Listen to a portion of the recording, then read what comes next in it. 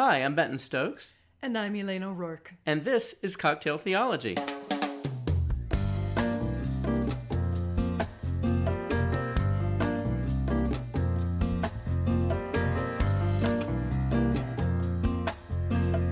Hi, Hi, how are you? I'm okay. Good. I have really a small cocktail in front of me, though. You need a much larger cocktail. I do need a much larger cocktail. I do.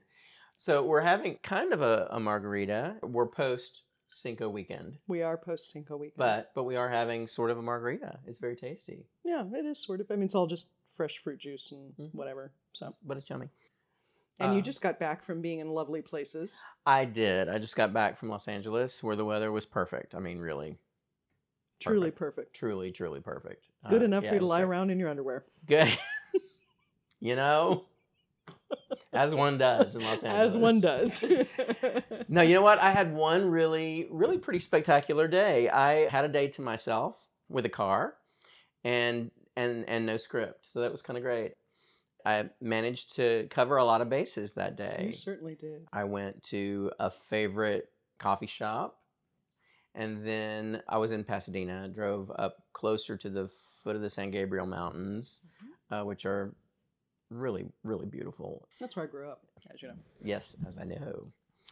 Got up to Altadena Drive, which kind of runs along the foot of the mountains, and there's a natural area called Eaton Canyon, and I just sort of pulled into the parking lot, got out of the car, and looked at a map and saw that there were trails, and I was like, oh, I think I might go for a little walk, and so I did. And it was really, really cool because it starts out, very deserty, and then I got about halfway up, and I crested this little hill, and then everything changed, and it turned into like this kind of oak and cypress forest, and all of a sudden the creek bed had water in it, and everything got 10 degrees cooler. Yep. And the dusty road turned into like this rock studded trail that you kind of had to climb on. It's really different, and everything got a lot more physical. Ended up at a waterfall. Then got back in my car and started driving again, and was going to head back to Highland Park where I was staying, but then just kind of kept driving and saw signs for Ventura, and I thought, I want to see the ocean today, so I headed in that direction. And then got to Calabasas and saw a sign that said, beaches, exit here. And so I thought, well, maybe I'll just exit here. And so I ended up going down through the Santa Monica Mountains and then wound up in Malibu. And I had actually never been to Malibu. There was a really great kind of photo op spot. And it wasn't a beach at all. It was up on a cliff. And so I took a picture there of kind of the coast that you could see. And it was kind of my first view of the ocean that I'd seen since I'd gotten there. Got back in the car and then kind of continued down the coast and ended up in Santa Monica. Got out of the car, took off my shoes, walked out to the ocean, and got about 12 feet from the surf and just sat down in the sand and just sat there for a half an hour probably and just watched the ocean. And that's kind of when my mind finally emptied a little bit. It was like I'd spent the whole day kind of trying to turn everything off, and it had taken me pretty much all day. I'm noticing the people that are around, and there's a dad and 3 kids kind of over to my left, and they have a ball that they're kicking into the surf, and the surf keeps bringing it back to them, and they're playing with it. And then there's a guy over here that's kind of collecting shells, and then there are people that are just kind of strolling past, and I'm aware of a girl that's kind of sitting back over my left shoulder with headphones in and doing the same thing I'm doing, just sitting there watching. Oh, and I'm noticing, the gulls and the pelicans that keep sweeping down and grabbing fish, and I'm thinking, all of this beautiful stuff in front of me would be happening if none of these people were here. Like, the ocean would still be doing this, the sky would still look like this, the birds would still do this. And inevitably, the sunset that's going to happen that I've seen a dozen times here before is going to happen, and it'll be just as spectacular as it always is. Even if nobody was here to see it, it would still be amazing. And the message to me was, I need to be me, and I need to do the thing that I'm supposed to do, whether anybody's watching or not, whether anybody's paying attention. That was kind of my takeaway from my adventure that day. And then I sat in, an hour and a half of traffic to get from Santa Monica back to Highland Park, but it was okay. It was worth it. The thing about shutting off your brain is an interesting one. We've talked before with other people about what does it take for you to shut off your brain. And when we talk about shutting off your brain, we're not actually talking about shutting off your brain, right? What we're talking about is allowing thoughts to leave, Yeah. right? So you're not obsessing or spending so much time riveted on this one piece of trivia or one worry or one whatever. Yeah. So it might be that your brain is floating through all kinds of things, but you're not attached to any of them. You're just watching them go through, right? Right. That kind of shutting off your brain is what we're talking about. And we've talked with other people about, so how long does that take? What do you do? How do you do that? Because it's so important for our spiritual health to have that time. Mm-hmm. And one of the things that struck me about what you were just saying was that for you to kind of get to the point where you're not attaching to thoughts as they go by, it takes some time. It does. So one of the things that we think about in terms of spiritual formation, spiritual practice, is how do we practice getting ourselves into a situation where that can happen so that it happens faster? Yeah. For Christians, that's what meditation is about, right? Mm. It's not about emptying the mind in that sort of Eastern religious sense. Yeah. It is instead about not attaching to anything that passes through your mind, so there's room to actually be able to hear God, or room to be able to think about what you want to think about, or whatever that thing is. It's much more about not clinging to particular thoughts. Yeah. And so the practice of meditation in the Christian context is really about practicing sitting still or running or whatever, noticing a thought come in and letting it go rather than hanging on to it and chasing it. And that's what meditation is for. That's the reason we meditate. Mm. I know a lot of people who have tried meditation and who give it up because their brains won't shut down. Well, right. Yeah. Yeah, your brain isn't going to shut down. Right. The key is training yourself to just watch thoughts go in and out. Just kind of let them happen. But that sounds like that's what happened for you after you spent the time driving and spent the time moving and spent the time looking at things and observing other things, right? I mean, one of the great things about observing people is your mind's still occupied, but it's not clinging to details. It's not hanging on to worry. It's just sort of mindful in that true sense of the word, where you're actually just paying attention to what's going on. Mm-hmm. You know, and that's fantastic. And for some people that happens during exercise. For some, you know, just it happens in all kinds of ways. But that's just such a great and important piece. It's so important. Yeah, it is important, and it did. It took me a while to get there.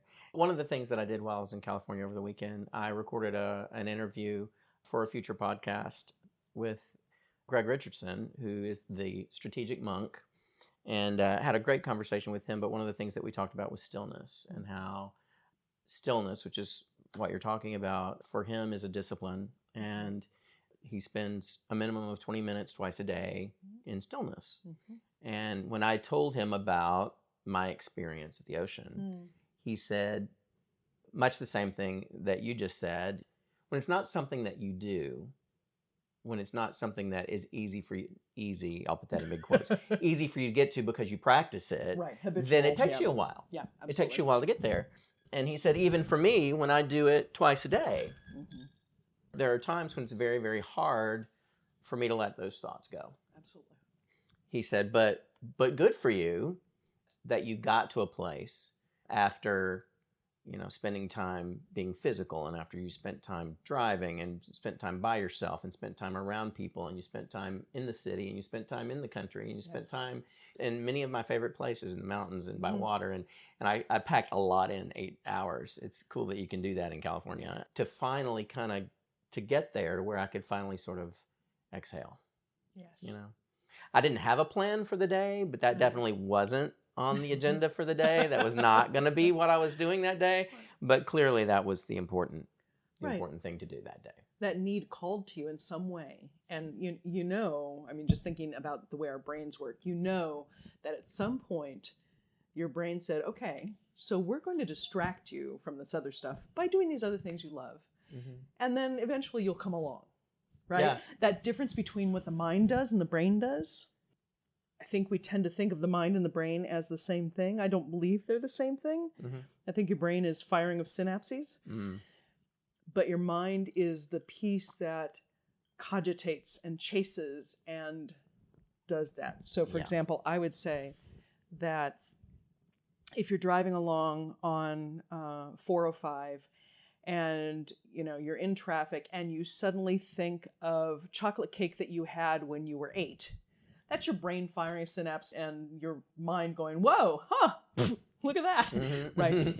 But I really believe that what was happening for you is that something deep inside of you, call it your soul, call it your spirit, something deep inside of you craved that exhale, that Mm-hmm. release of the busyness and the chaos that can happen. Mm-hmm.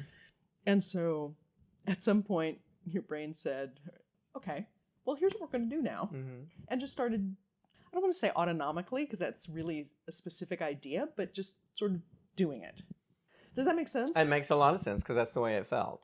It's almost like I let a switch be flipped somewhere and I let something else kind of lead. So that's what happened. That's lovely. Yeah. That's really lovely. For those of you who don't know California, much of California is mountain that ends, if you want to put it that way, right before the ocean. So there's huge long stretches of the coastal highway where you essentially have mountains on one side and ocean on the other. And it's not cliffs like it is in Dover or one of those places, but it is that thing where you've got both environments right next to you at the same time. Yeah. One of my favorite places in that drive from this side of the world to the West Coast is there's this one spot where you come down through Northern California and you go into this windy mountain stuff, and then you come over the peak and there's the ocean. And I love that moment of sort of coming out of the rest of the United States, and then there's the ocean. Wow. And you can't stop there. I mean, unfortunately, it's one of those roads where, oh my God, don't stop, right? Yeah. Because someone will hit you because they won't be expecting it. But it is that just that intake of breath, that sudden shift in everything that you're seeing. I mean, I love that. Wow. I love that. The last time we moved back west, I remember driving, I'm trying to remember how big that truck was. It was probably 20 feet, something like that. I remember driving that truck and then just coming over the hill and going, oh, pay attention. You're driving a truck. Right. Right. But it is that opportunity to do that when our bodies and brains enable, encourage, require, whatever they do that makes that happen. It's really just so spectacular. I'm glad you had that. Yeah. So here's a question for you. Sure. Would you say, I've been talking about it in terms of brains and minds and bodies. Would you say that was a God thing? Would you say that was a you thing? How would you, under ordinary circumstances, if I hadn't pressed you to it on the podcast, what would you say? That's a really good question. A few years ago, I think I probably would have said it was a God thing. I kind of think it was a me thing. I kind of think on some level I recognized that I needed space. I'm coming off of a series of some bigger transitions and some bigger decisions and stuff that has required a lot of thinking and prayer. It's been good stuff, but intense stuff. Yeah. I haven't had a great deal of time alone. There was a crack in the door, so I opened it. I don't know if it was the Holy Spirit or if it was just something in me recognizing this is you taking care of you. It wasn't something that I was cognizant of. You know, I didn't wake up that morning recognizing that I needed that. And I've made many trips to California where I didn't explore at all other than walking to the coffee shop.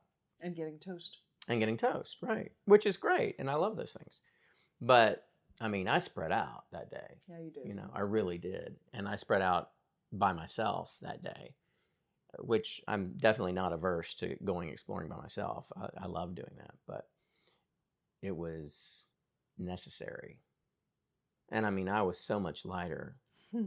So God was in it. I'm going to say that. God may have orchestrated it. God may not have orchestrated it. But God was in it. That sense, that kind of deep acknowledgement that you're okay. to me, that comes from God. That from a relationship with God that allows you in good, bad, sorrow, joy, all of those things, to know that you're basically deeply okay. Right. When Viktor Frankl talks about being in the concentration camp and talks about the choices one makes about attitude and perspective and all of those things, I mean, he comes out of a religious tradition. And although he's not specifically addressing God, he's specifically addressing psychology, I believe that there's something about a relationship with God that can create that floor, if you will, that sense that below this, my interior life will not go. Yeah. As awful as things can be, or as great as things can be, this is as far as it's going to go. Right. You know, there's, what is that song? Strong Foundation. I've forgotten I'm not a hymn person. How Firm a Foundation. How Firm a Foundation, right? It's that, right? It's not about any particular activity of God's or any particular provision or any of those things. It's about, okay, if I stand still or I collapse, that's there. That's under me. I can trust that that's going to be under me. I don't have to be afraid of that either letting go of the worries or frankly giving into the worries or, you know, whatever the thing is. But that kind of foundational piece. Yeah, that's God. There were so many things you were talking about. I should have taken notes. I really should have a pen and a piece of paper when we're doing this so I can take notes. Oh, I want to say that. Oh, I want to ask him about that. Maybe we could just spend these podcasts where I'm interviewing you. That would be fantastic. We could do these extended spiritual direction things. Oh, right. By the way, I do spiritual direction. I do spiritual coaching online and in person. So. Yep. She's very, very good at it. Yeah, well, I can make people cry. It's my superpower.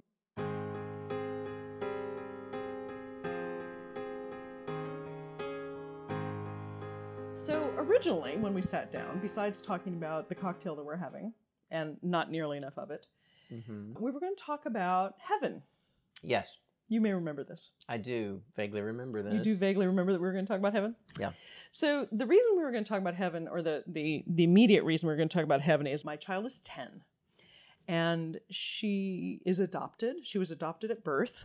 She has met and talked to her birth mother on numerous occasions. We actually need to arrange a visit. It's been a while. So that piece of her life is not a black box. She has access and all of that. She also has ADHD, inattentive, and that definitely affects the way she processes information. So all of that to say, she's been having real trouble lately, and she's had this before. It started when she was probably about 4, where she went into a tizzy over that we were all going to die and leave her. And it was like, you have no reason to think this. Why? Anyway, and so it comes and goes. She's old enough and smart enough to be grappling with it herself and trying to make sense out of it herself. And as you know, my daughter has a vocabulary that rivals mine. And so she's kind of using words to make sense out of all this. Anyway, so she's been really troubled about what happens when we die. She likes pretty clothes, or she's kind of getting into tough clothes right now, like motorcycle boots, black pants, black t-shirt, and then something shiny. I'm like, oh my God, this should have been born from me. Anyway, she's very physical in that way. She loves the animals, all of that stuff. And that notion that heaven is not physical is really hitting her and really shaking her up a little bit. So that prompted me to say, so what about heaven? So what do you think? And then the poor man said, oh, you know, we have a podcast to record. I was like, good, I'll just ask you what you think about heaven. You can just talk about it. Yeah, I don't have much to say about heaven. I don't. Death isn't something that at this stage in my life freaks me out that much. I mean, losing somebody close to me, yes. For myself, I don't get too freaked out about the idea of dying. I went through a period of time when I was a teenager when I was a little freaked out about dying, but mostly that's because I was afraid I was going to hell every other minute. Every 7 seconds. Every 7 seconds. And during that period of my life, that's probably when I was the most tense about death. I don't get too hung up on what heaven looks like or what heaven is. I accept that heaven will be a blissful state, that heaven will be in the presence of God, and I trust that that will be all good. I'm not holding out to see George, my dachshund that I had when I was 5, Aww. although George could be there. Aww. And I'm not holding out to hug my grandmother, although I'm confident that she's there. Mm-hmm. But I am confident that I'll be in the presence of God, and that I'll be in the presence of love, and that everything will be well. It's funny because every image that I ever grew up with, and I'm sure for most of our listeners it's true, every image of heaven that I grew up with was very physical, right? It's all streets of gold and walls of jasper, right? I don't even know what jasper looks like. But it's all they're all earthly images. Mm-hmm. It's all stuff that's beautiful and stuff that you could go look at and see and hold in your hand. Yes. When people talk about heaven, or when they try to convey what heaven is like, then of course they use images that they know. It's like when a poet is trying to say how beautiful a woman is, then he's going to compare her to something beautiful that pretty much anybody could picture. That's what we do with heaven, but nobody knows what heaven is. Well, and that's the part that's really bugging her right now. Yeah. Is that nobody has been there and come back and talked about it, right? There are no witnesses to heaven. Go ahead. I'm watching your face right now.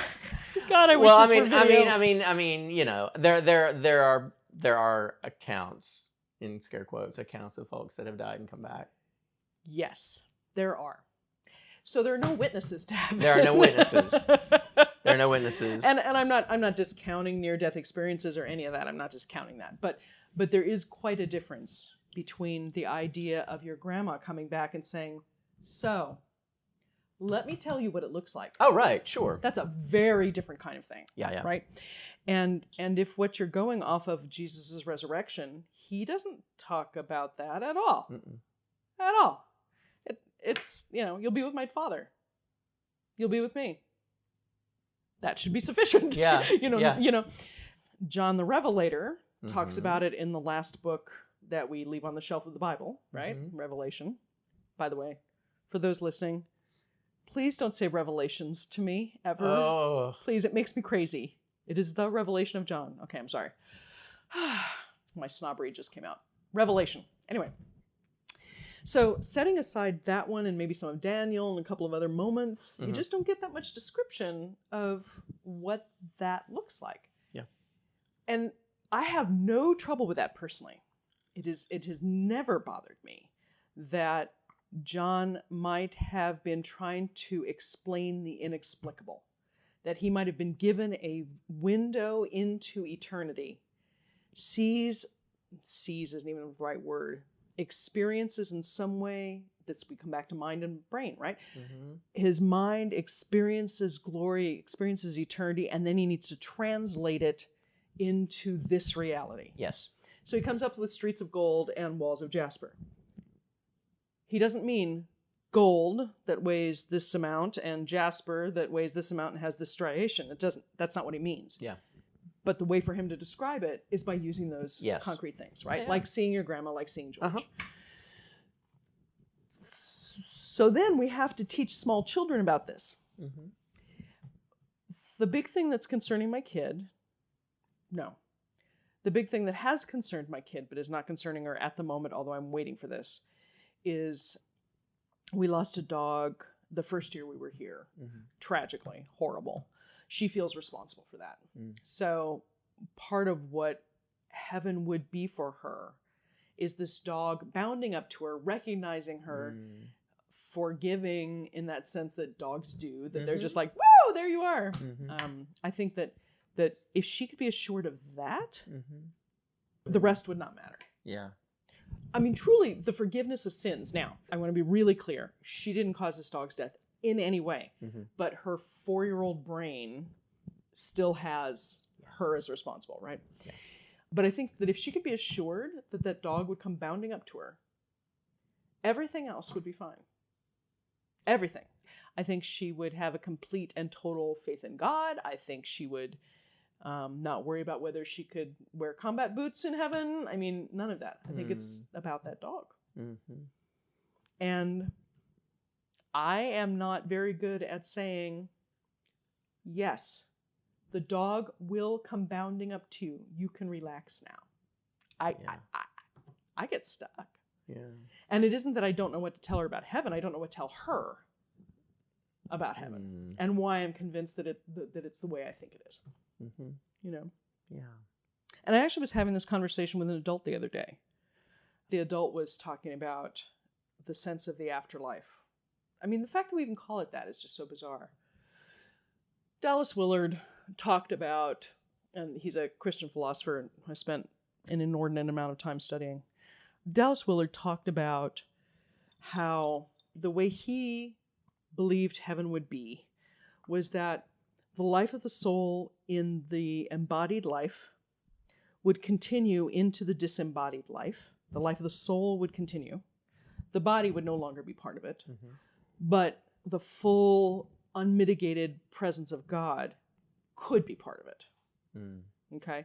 Mm. And, he believed, and this is a gross simplification, but he believed that the quality of experience of God in this life that we choose to pursue and live in and all of that is the relationship we have with God in this life predicts to some degree the relationship we'll have with God in the next life.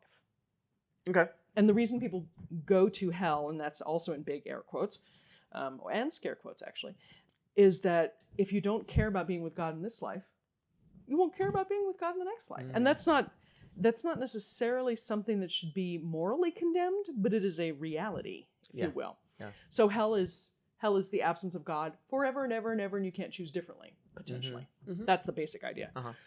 So his sense was that in this eternal soul idea, what happens is the body drops away, if you will, and the soul just keeps doing whatever the soul has been doing this whole time. Right. That is very, very, very, very, very hard to talk about with a 10-year-old. Oh, yeah. It's hard to talk about with an adult. So an adult was talking to me the other day about, so heaven, or is it zombies? What are we talking about here? And I'm trying to explain this, and the adult is listening attentively with eyes somewhat going between squinting and glazing and trying to process that whole idea. And then I said, okay, why don't you just take that for a while and come back and let's talk some more about this. Yeah, that's a hard one for people to grab. So the first time that you heard me talk about heaven and hell in those ways, that heaven and hell are not physical things, they are not places, because places require physicality, they are not physical things, so they cannot blah, blah, blah. What was your thought? I mean, by that time you were an adult and you thought about this stuff for a while. I was already kind of there. I mean, my thinking on hell has vacillated back and forth a lot, because I think that, people choose hell in this life. What does that mean for you when you say that? It means they make decisions that put them in hell all the time now. They choose things that wreck their physical, emotional, spiritual, mental health, their relationships. They choose not to have relationship with the divine or with anything beautiful. They isolate. They abuse themselves and others. They put themselves in hell. And I think if that's the life that you choose for yourself, I can't imagine that in death your existence is different. There are people who have a hellish life who don't choose hell. Okay. That's the Frankel thing. Yeah, exactly. There are people who have, a terrible existence for lots of reasons they didn't choose. But then there are people who actually just choose hell. The idea of a devil with horns and a pitchfork and flames, where God actually sends people, don't believe that. I don't support that idea. But I do think that we choose separation. We choose isolation from God. I don't think that's a choice that God would choose for us, for anybody. Because I think God sees all of us as worthy of more than that. And what happens after a physical heart stops beating, I don't know. But I tend to believe something real close to the way you described Dallas's philosophy, that the soul continues. And what that looks like, I mean, clearly it's disembodied. I don't think it re-enters some sort of a physical existence somewhere else. Oh, okay. I want to come back to that. Hold the thought. Sure. Okay. I have heard people say that even if you didn't connect with God in this life, that when you die, the veil is lifted. Mm-hmm. And God forgets that you weren't attached, or there's something that happens in there that's either about God's forgiveness or about God's grace, or usually this is framed, if you believe in Jesus, whatever that means, then this thing happens. But the idea being that when your body is completely dead, your soul goes somewhere and connects with God. Mm-hmm. So there's no St. Peter. There's no big book Mm-hmm. of life saying yes, no. Mm-hmm. There's nobody recounting. It is simply, if you will, the opportunity to behold God. Mm-hmm. And the people who've argued this to me, spoken it, try to make sense out of it, that kind of argue, have talked about it in terms of no one would choose otherwise once they're in the full presence of God. So it doesn't matter, Charles Manson, assuming he had any kind of connection with God at all, even if he just spoke it with his lips, who knows. But let's just say that for the moment that he had a deathbed conversion. Okay. As soon as he was in the presence of God, all the rest of that would fall away. Mm-hmm. And there would be sort of pure and open to God's grace, Mm-hmm. where he had not been open to God's grace in this life. Does that make sense? Mm-hmm. What do you think? Was there a decision made before his heart stopped beating? Not by this argument. By this argument, it may have been an intellectual, the jailhouse deathbed conversion we talk about, right? I believed, and then the electricity comes, right? Right. Which goes into the whole, all of those sequences in Scripture when Jesus is giving the parables of the latecomers, right? Who are able to come in right at the last minute and they're golden with the landowner. Yeah. That kind of idea.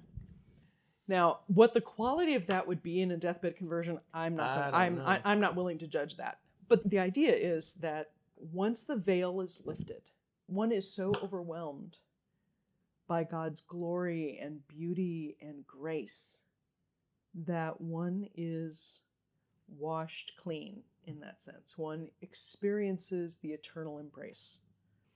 I would think that if you were in God's presence, that you would feel that way.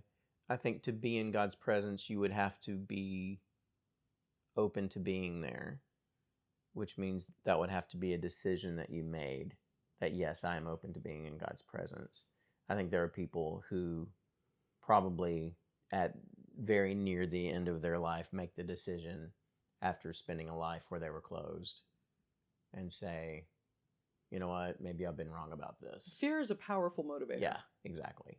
And certainly, I think if somebody comes to God at their dying breath, God isn't turning them away. But I do think that there are people who die unwilling to do that, or unwilling to say, I'm open to believing that maybe God is who God says God is.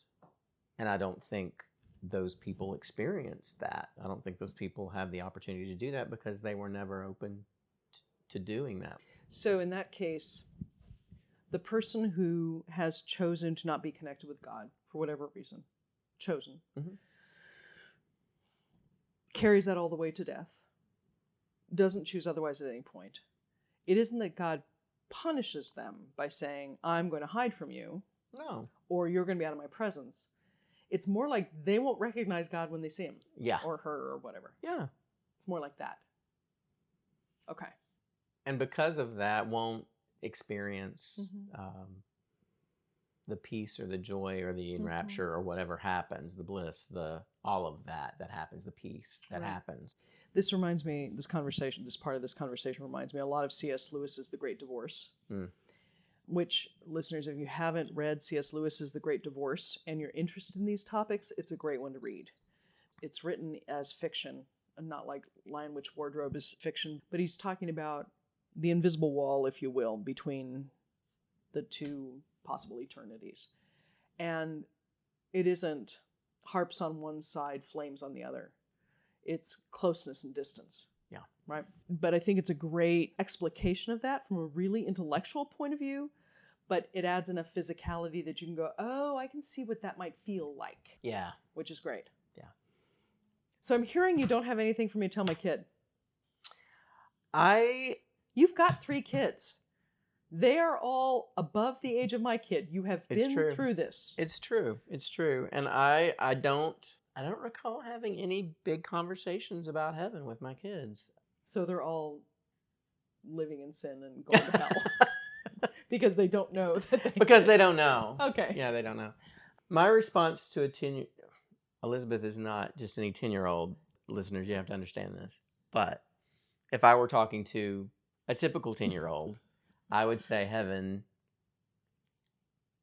is where you are happier than you can possibly imagine. Heaven is where you're with God, and while you don't know God this way yet, God is kind of awesome to hang out with. So heaven is full of amazing things, stuff that you've experienced, but a lot of things you never have and never will until you get to heaven. So you will be happier than you can possibly imagine there. That's all I could possibly. And then I would probably say, and there will be, I think, probably a lot of your favorite things, and people will be there. So listeners, what you're not seeing is the fact that I'm really muffling a laugh because that would mean that for my daughter, heaven would be the Justice store for girls. Have you been in? Okay. Oh yeah. Yes. Allie went through that, sure. Maybe with ice cream or something, or popcorn. Yes. Okay. But here's the thing. That would guarantee that I would never see my child in heaven because justice is hell for me. I go in there and I want to die. It is this onslaught of commercialism, of stuff that you don't need, that's tacky, that was never actually stylish, that's made stylish long enough to sell it to 10-year-olds, and then goes, it is my version of hell. So what I need to say to her is, Benton tells me that when you go to heaven, it's going to be like being in Justice with ice cream. But clearly I won't be there. So if you go to heaven, you won't see Mom. No, it'll be Justice with ice cream. Uh-huh. But there'll be like a curtain over here, and behind the curtain will be where the moms are with margaritas. Well, no, wait, though. That would mean I'd have to be with other moms. Oh, okay. Then no. Okay, so martinis. All right, so you need to predecease me. Okay. Because there aren't very many people I want to spend the rest of eternity with, and you're one of them. Okay. So I'm in a permanent waiting room for justice. Fair enough. No. Oh my goodness, they will never sponsor us. Okay. No. Yeah. No. But you would understand. Okay. I'm sorry. I'm fine now. Just a little pain right here in my eye. Well, there's got to be a part of heaven that has martinis in you. Right. No, that she would like that isn't justice. She can come and go from the justice part of heaven. Like, okay, see, now it's really hard not to just get into the many meanings of justice at this point. Heaven is an inherently just place. Yeah, that's going to be lost on people who can't read along. We'll include a transcript with this podcast. It's probably pointless.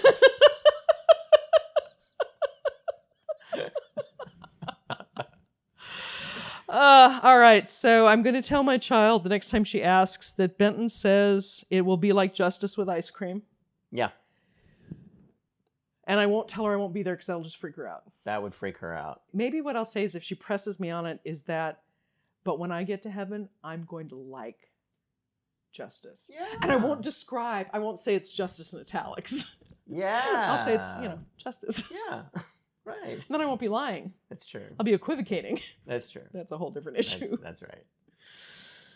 So for those of you who have been reared on the physical heaven, physical hell, or any of those things, I would love to see comments under this. Yeah, me too. So on cocktailtheology.com, on the place where it's hosted, there's a place to comment on these podcasts. I would love to see what you believe, what you've heard, what you think, where you get it.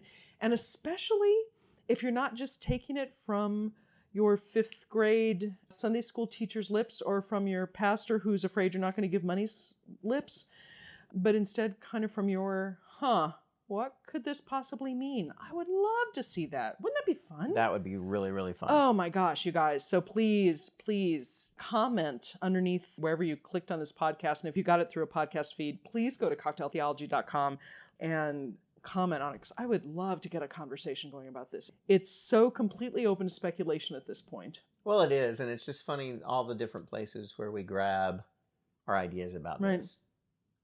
Yeah, would love to know what you guys think. We may have to watch Heaven Can Wait now. Maureen Beatty, saxophones. Oh, I loved Heaven Can Wait. It's a good movie. Yeah. Okay, that may be the next thing we do today. Okay. All right. That's good. Anything else we want to say about heaven and hell before we say goodbye to the peeps? I don't think so. Okay. Well, can't wait to join you guys next time. We have more interviews and more exciting things to talk about coming up. So happy you guys are with us. Yep. And if you have topics for us, you can just email us at info@schoolforseekers.com. That will be great. info@schoolforseekers.com. We would love to have topics, love to have questions. Give us the hard stuff. Because, if we can't answer it, we'll find someone who can. Yep. And then you can be dissatisfied with them as well. That sounds great. Okay. Bye. Bye.